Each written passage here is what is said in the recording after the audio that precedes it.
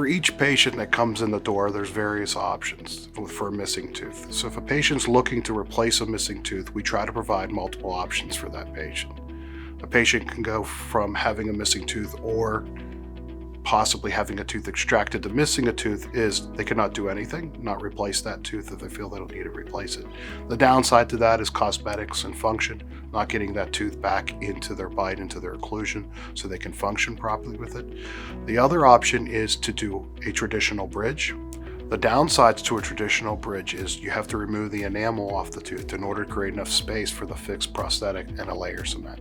So if a patient opts for an implant, the positives to an implant is the implant acts like an individual tooth. You're able to clean the tooth properly just like you are other teeth.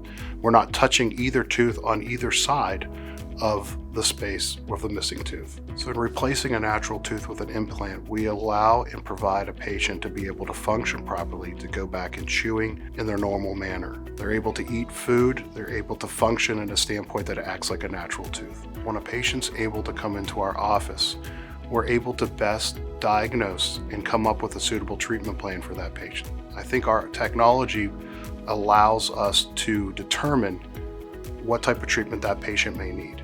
From a cost standpoint, that allows the patient to not only get the planning, the placement, and the restoration for those implants under one roof.